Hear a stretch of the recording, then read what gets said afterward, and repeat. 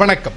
புதுவை இந்திரா காந்தி மருத்துவக் கல்லூரியில் மயக்கவியல் தொடர்பான கருத்தரங்கை முதலமைச்சர் ரங்கசாமி துவக்கி வைத்து சிறப்புரையாற்றினார். புதுவை இந்திரா காந்தி மருத்துவக் கல்லூரி மற்றும் ஆராய்ச்சி நிறுவனத்தில் அனைத்து இந்திய மயக்கவியல் கழகம் சார்பில் 3ஆம் ஆண்டு தொடர் மருத்துவக் கல்வி மற்றும் கருத்தரங்கு சுகாதாரத்துறை செயலர் ராகேஷ் சந்திரா, மருத்துவக் கல்லூரி இயக்குநர் ஜெயக்குமார், சுகாதாரத்துறை இயக்குநர் டாக்டர் ராமன் முன்னிலையில் நடைபெற்றது. சிறப்பு விருந்தினராக முதலமைச்சர் ரங்கசாமி பங்கேற்று விழாவிற்கு தலைமை தாங்கி பேசுகையில், மருத்துவம் பயிலும் மாணவர்களுக்கு தேவையான அனைத்து வசதிகளையும் அரசு செய்து கொடுக்கிறது. எனவே மருத்துவம் பயின்ற மாணவர்கள் வெளியூர் மற்றும் வெளிநாடுகளுக்கு செல்லாமல் புதுவையில் உள்ள மக்களுக்கு தேவையான சிகிச்சையை அளிக்கும் வகையில் பணியாற்ற வேண்டும். சிஎம்சி மருத்துவமனைக்கு நிகராக மருத்துவமனைகளை கொண்டு வருவதற்கான அனைத்து ஏற்பாடுகளும் செய்யப்பட்டுள்ளது என்று பேசினார்.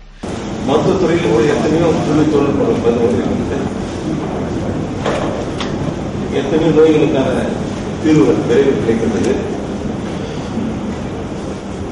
அப்படிப்பட்ட புதிய தொழில்நுட்பம் வாயிலாக சாதாரண மக்கள் பயன்பெறுகின்ற ஒரு நிலை, அந்த நிலையை ஏற்படுத்த வேண்டும் என்பதுதான் என்னுடைய எண்ணம். புதுச்சேரியிலும் பார்க்கலாம், நாங்கள் எத்தனையோ கடலாம் கட்டியிருக்கோம், எத்தனையோ கொண்டு வந்திருக்கிறோம். ஆனால் ஒரு சில நோய்களுக்கு சென்னைக்கு செல்ல வேண்டிய கட்டாயம் இருந்து கொண்டிருக்கிறது. சிறந்த தொழில்நுட்பத்தின் மூலமாக இந்த மருத்துவ வசதி கிடைக்கின்ற வாய்ப்பு இருக்கும் பொழுது அதற்காக சென்னைக்கு செல்ல வேண்டிய கட்டாயம் இருக்கிறது. அப்படி சென்னைக்கு செல்கின்றவர்களுக்கும் அரசானது உதவி வழங்குகிறது. அந்த உயர்ந்த மருத்துவ வசதி பெறுவதற்கான வாய்ப்பு எங்கே இருக்கிறதோ அங்கே இந்த பயணிகளை நோயாளிகளை அனுப்பி அவர்களுக்கு பயண பெறுகிற வாய்ப்பினை அரசு கொடுத்துக் கொண்டிருக்கிறது. இருந்தாலும் என்னுடைய எண்ணம் அந்த நிலையில் மாற வேண்டும். இங்கேயும் அப்படிப்பட்ட ஒரு தொழில்நுட்பம், ஒரு புதிய தொழில்நுட்பம் இங்கேயே பயன்படுத்தப்பட வேண்டும், கொண்டு வர வேண்டும். அப்படிப்பட்ட சிறந்த மருத்துவர்கள் இங்கேயும் வர வேண்டும். மருத்துவ வல்லுநர்கள், சிறப்பு மருத்துவ வசதி நமக்கு கிடைக்க வேண்டும், கொடுக்கப்பட வேண்டும் என்பதுதான் என்னுடைய. அது ஓரளவுதான் போயிருக்கிறது, முழுமை பெற வேண்டும் என்பது என்னுடைய. தொடர்ந்து மயக்கவியல் மற்றும் வலி நீக்கு மருத்துவ நிபுணர்கள் நாள்பட்ட மற்றும் பிற மருந்துகளால் தீர்க்க இயலாத வலி, இன்றைய சமூகத்தில் நாள்பட்ட வலி மற்றும் அதன் பின் விளைவுகளுக்கு தீர்வு காண்பது குறித்து செயல்முறை விளக்கங்களுடன் தங்களது அனுபவங்களை பகிர்ந்து கொண்டனர். பின்னர் மயக்கவியல் துறையில் தற்போதைய வளர்ச்சி, சிகிச்சை முறையில் ஏற்பட்டுள்ள மாற்றங்கள் குறித்து புதுவை மயக்கவியல் கழக தலைவர் டாக்டர் எழிலரசு தலைமையில் விவாதங்கள், வினாடி வினா போட்டிகள் நடைபெற்றது. புதுவை மற்றும் தமிழகத்தைச் சேர்ந்த 100க்கும் மேற்பட்ட மயக்கவியல் துறை சார்ந்த வல்லுநர்கள் மற்றும் பயிற்சி மருத்துவர்கள் பங்கு பெற்றனர். பயிலரங்கில் முன்னதாக டாக்டர் ராகேஷ் ஜோசப் வரவேற்று பேசிட, நிறைவில் டாக்டர் திருப்பாச்சி நன்றி கூறினார். புதுவையில் சிவப்பு ரேஷன் அட்டைகளுக்கு 120 ரூபாய்க்கு 5 மளிகைப் பொருட்கள் வழங்கப்படும் என்று முதலமைச்சர் ரங்கசாமி அறிவித்துள்ளார். இது தொடர்பாக முதல்வர் ரங்கசாமி கூறுகையில், புதுவை மாநிலத்தில் வறுமை கோட்டிற்கு கீழ் உள்ள மக்கள் பயனடையும் வகையில் சிவப்பு ரேஷன் கார்டுகளுக்கு ரேஷன் கடைகளில் குறைந்த விலையில் 5 பொருட்களை வழங்க முடிவு செய்துள்ளதாகவும், அதன்படி 1 கிலோ துவரம்பருப்பு, 1 கிலோ உளுந்து, பாமாயில் 1 பாக்கெட், உப்பு 1 பாக்கெட், மிளகாய்த்தூள் 1 பாக்கெட் என 5 பொருட்கள் 120 ரூபாய்க்கு வழங்கப்படும் என்றும், அந்த பொருட்கள் இந்த மாதம் முதல் அனைத்து ரேஷன் கடைகளிலும் கிடைக்கும் என்று கூறினார். உரத்தின் மீதான வரியை அரசு குறைக்க வேண்டும் என்று திராவிட முன்னேற்றக் கழக விவசாய அணி நிர்வாகிகள் கூட்டத்தில் தீர்மானிக்கப்பட்டது. புதுவை திராவிட முன்னேற்றக் கழக விவசாய அணி நிர்வாகிகள் கூட்டம் கலைஞர் இல்லத்தில் மாநில அமைப்பாளர் MAS சுப்பிரமணியன் தலைமையில் முன்னாள் முதலமைச்சர் ஜானகிராமன், அவைத் தலைவர் சுப்பராயன் முன்னிலையில் நடைபெற்றது. விவசாய அணி தலைவர் சோமு வரவேற்று பேசிய கூட்டத்தில் துணை அவைத் தலைவர் சீதா வேதநாயகம், துணை அமைப்பாளர் SP சிவக்குமார், தலைமை செயற்குழு உறுப்பினர் சோமசுந்தரம் மற்றும் விவசாய அணி நிர்வாகிகள் கலந்து கொண்டனர். கூட்டத்தில் தொடர் மழையால் பாதிக்கப்பட்டுள்ள விவசாயிகளுக்கு தேவையான நிவாரண உதவிகளை அரசு போர்க்கால அடிப்படையில் வழங்கிட வேண்டும், நெல்லுக்கு ஏக்கருக்கு 10,000 ரூபாயும், வாழைக்கு 2,000 ரூபாயும், மற்ற பயிர்களுக்கு சேதத்திற்கு ஏற்ப நிவாரணமும் வழங்கிட வேண்டும், மேலும் கரும்பு டன் ஒன்றிற்கு 4,000 ரூபாய் என விலை நிர்ணயம் செய்திட வேண்டும், ஊசுடு ஏரிக்கு வரும் வாய்க்கால்களில் புயலால் விழுந்த மரங்களை அகற்றிட வேண்டும், விவசாயிகளுக்கு தேவையான விதை நெல், உரம், பூச்சி மருந்து போன்றவற்றை பாசிக் மூலம் தங்குதடையின்றி வழங்கிட வேண்டும், தமிழகத்தை விட புதுவையில் உரத்திற்கு வரி கூடுதலாக உள்ளதால் உரத்தின் மீதான வரியை உடனே குறைக்க வேண்டும் என்பது போன்ற பல தீர்மானங்கள் நிறைவேற்றப்பட்டன. புதுவை உருளையன்பேட்டை, முதலியார்பேட்டை பகுதிகளில் 6ஆம் தேதி மின்தடை ஏற்படும் என்று மின்துறை அறிவித்துள்ளது.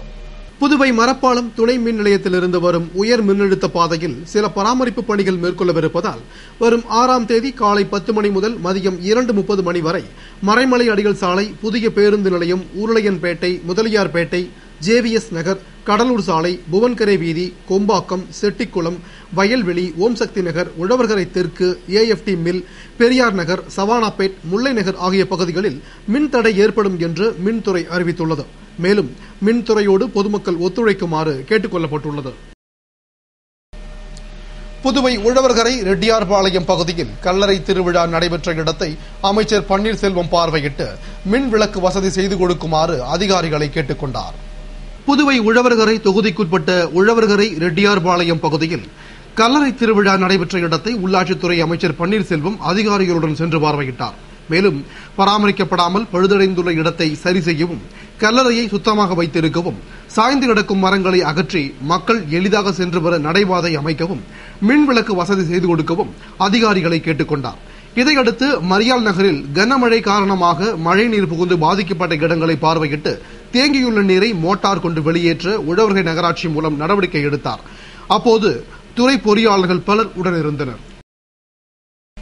புதுவையில் அனைத்து தொகுதிகளிலும் திராவிட முன்னேற்றக் கழக கிளை நிர்வாகிகளுடன் கலந்துரையாடல் நிகழ்ச்சி நடைபெற உள்ளதாக மாநில அமைப்பாளர் திரு MAS சுப்பிரமணியன் அறிவித்துள்ளார். இதுகுறித்து திராவிட முன்னேற்றக் கழக மாநில அமைப்பாளர் திரு MAS சுப்பிரமணியன் கூறுகையில், புதுவையில் உள்ள அனைத்து சட்டமன்ற தொகுதிகளிலும் உள்ள கிளை கழக நிர்வாகிகளை சந்தித்து தனது தலைமையில் வரும் 5ஆம் தேதி முதல் கலந்துரையாடல் நிகழ்ச்சி 3 கட்டங்களாக நடைபெற உள்ளதாகவும் அதில் மாநில நிர்வாக குழுவினரும் கலந்து கொள்கிறார்கள் என்றார். மேலும் இதன் முதல் கட்டமாக 5ஆம் தேதி மண்ணாடிப்பட்டு தொகுதி, 6ஆம் தேதி திருபுவனை தொகுதி, 7ஆம் தேதி ஊசுடு தொகுதி, 8ஆம் தேதி ஏம்பலம் தொகுதி, 9ஆம் தேதி முதலியார்பேட்டை தொகுதி ஆகியவற்றில் உள்ள கிளை கழக நிர்வாகிகளுடன் ஆலோசனை செய்யும் நிகழ்ச்சி நடைபெற உள்ளதால் சம்பந்தப்பட்ட கழக நிர்வாகிகள் நிகழ்ச்சி சிறப்புற அமைய அனைத்து ஏற்பாடுகளையும் செய்யுமாறு அவர் கேட்டுக் கொண்டுள்ளார். புதுவையில் தடையை மீறி பறவையை வேட்டையாடி விற்பனை செய்தவர்களை வனத்துறையினர் பிடித்து பறவைகளை மீட்டனர். புதுவையில் மழைக்காலம் என்பதால் உள்நாட்டு மற்றும் வெளிநாட்டு பறவைகள் அதிக அளவில் வரத் துவங்கியுள்ளது. குறிப்பாக கூடப்பாக்கம், அரியாங்குப்பம் போன்ற பகுதிகளில் கொக்கு, நாரை போன்ற பறவைகள் வயல்வெளிகளில் திரிகின்றன. இவற்றை சிலர் வேட்டையாடி விற்பனை செய்வதாக வனத்துறைக்கு தகவல் கிடைத்ததால் வனத்துறை இயக்குநர், அதிகாரிகள் தலைமையில் வன அலுவலர்கள் அப்பகுதிகளுக்கு சென்று சோதனை செய்தபோது சிலர் வலை வீசி பிடிப்பதை கண்டு அவர்களை பிடித்தனர். மேலும் விற்பனைக்காக வைக்கப்பட்டிருந்த 25 பறவைகளையும் உயிருடன் இருந்த 8 பறவைகளையும் பறிமுதல் செய்தனர். இதுகுறித்து வனத்துறை அலுவலர் சிவக்குமார் கூறுகையில், பறவைகளை பிடிப்பதும் விற்பனை செய்வதும் உண்பதும் சட்டப்படி குற்றமாகும்.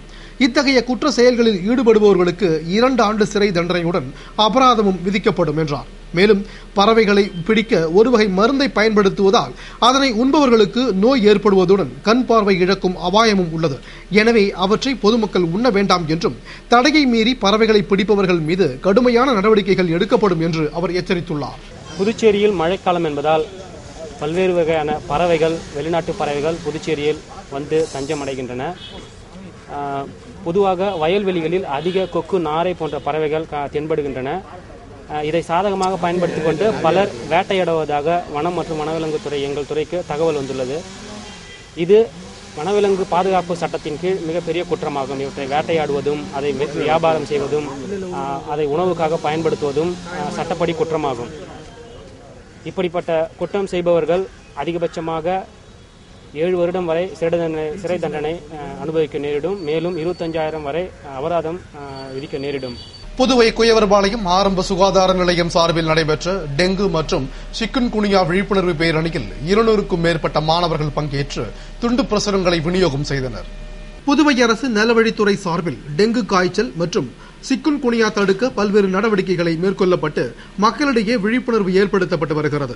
அதன்படி குயவர்பாளையம் ஆரம்ப சுகாதார நிலையம் சார்பில் குயவர்பாளையம் மற்றும் அதனை சுற்றியுள்ள பகுதிகளில் வசிக்கும் 40,000 பேருக்கு விழிப்புணர்வு ஏற்படுத்தும் வண்ணம் பள்ளி மாணவர்களின் விழிப்புணர்வு பேரணி நடைபெற்றது. இதில் 200க்கும் மேற்பட்ட பள்ளி மாணவர்கள் பங்கேற்று பேரணியாக வீடு வீடாக சென்று டெங்கு விழிப்புணர்வு துண்டு பிரசுரம் வழங்கி கொசு உற்பத்தியாகாமல் தடுக்க நீர் தேங்காமல் சுற்றுப்புறத்தை தூய்மையாக வைத்திருக்க வேண்டும் என விழிப்புணர்வை ஏற்படுத்தினர். அவர்களுடன் சுகாதார பணியாளர்களும் சென்றனர். புதுவை வாக்காளர் பட்டியலில் பெயர் சேர்க்க 41,000 பேர் விண்ணப்பித்துள்ளதாக தலைமை தேர்தல் அதிகாரி ஸ்ரீகாந்த் தெரிவித்துள்ளார். இதுகுறித்து தலைமை தேர்தல் அதிகாரி ஸ்ரீகாந்த் விடுத்துள்ள செய்தியில், புதுவையில் வாக்காளர் பட்டியலில் புதிய வாக்காளர் பெயர் சேர்ப்பு, நீக்கல், திருத்தம் போன்ற பணிகளுக்காக முகாம்கள் கடந்த 16ஆம் தேதி முதல் 31ஆம் தேதி வரை நடைபெற்றது. இதில் பெயர் சேர்த்தலுக்காக மட்டும் 41,000 விண்ணப்பங்களுக்கு மேல் பெறப்பட்டுள்ளது. மேலும் புயல் காரணமாக கூடுதலாக 2 நாட்கள் விண்ணப்பங்கள் பொதுமக்களிடமிருந்து பெறப்பட்டது. தற்போது விண்ணப்பங்கள் பரிசீலிக்கப்பட்டு வருகிறது. அதன்படி இறுதி வாக்காளர் பட்டியல் வரும் ஜனவரி மாதம் 5ஆம் தேதி வெளியிடப்படும். இந்த பட்டியலில் பெயர் சேர்க்க தவறியவர்கள் இறுதி பட்டியல் வெளியிட்ட பின்பு பெயர்களை சேர்த்துக் கொள்ளலாம் என்று அவர் தெரிவித்துள்ளார். இத்துடன் செய்திகள் நிறைவடைந்தன. வணக்கம்.